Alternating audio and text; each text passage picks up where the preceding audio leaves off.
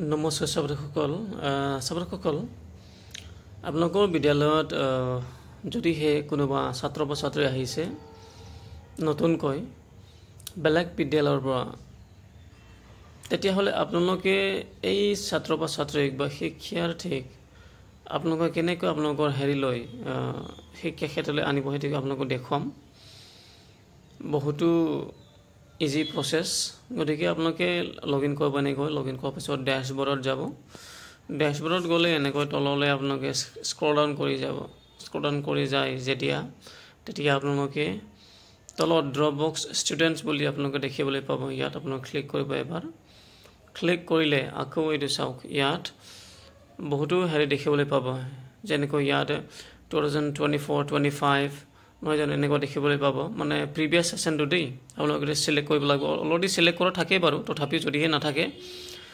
24-25 সেশনটো select কৰিব তাৰ পাছত আপোনালোকৰ তলত চাব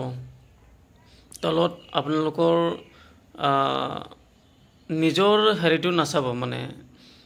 ডিস্ট্ৰিক্টটো সিলেক্ট নকৰিব আপুনি ভাবিব মানে যদিহে লৰাজন বা ছোৱালীজন যিখন বিদ্যালয়ৰ পৰা আহিছে বা যিখন জিলাৰ পৰা আহিছে সেই জিলাটো সিলেক্ট কৰিব অৱশ্যে আপোনাৰ বিদ্যালয়ৰ জিলা আৰু এই লৰা যেটো বেলেগ স্কুলত পঢ়িছিল সেই জিলা যদি একে হয় তেতিয়াহ'লে ইয়াত একে হ'ব জিলাটো কিন্তু যদিহে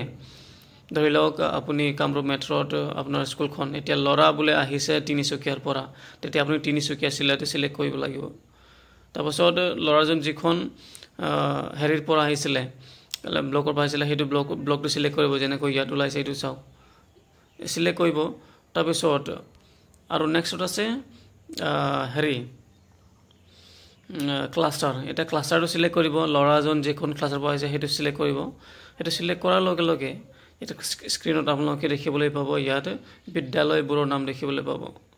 এই বিদ্যালয়বোৰৰ নামৰ পৰা আপোনালোকে সিলেক্ট কৰিব যিকোনো এটা বিদ্যালয় যিকোনো মানে যিখন বিদ্যালয়ৰ পৰা এই লৰাজন আহিছে সেই বিদ্যালয়টো সিলেক্ট কৰিব ইয়াত কাৰণ ইয়াত ওলাবই মানে বিদ্যালয়ৰ নামটো এনেকৈ মই এতিয়া আপোনালোকক সিলেক্ট কৰি দেখুৱাইছে এইটো সিলেক্ট কৰিলো এয়া তাৰপিছত ইয়াত আপোনালোকে বিদ্যালয়টো সিলেক্ট কৰাৰ লগে লগে ইয়াত দেখিবলৈ পাব এই লৰাজনৰ নামটো এটা আপোনালোকে আপোনালোকৰ বিদ্যালয়লৈ কেনেকৈ আহিব এটা মই আপোনালোকক দেখুৱাই আছো ইয়াত এইটো চাওক এইটো মই সিলেক্ট কৰিলো এই লৰাজনক এতিয়া আমাৰ বিদ্যালয়লৈ আনিম এতিয়া আমি কি কৰিম সেইটো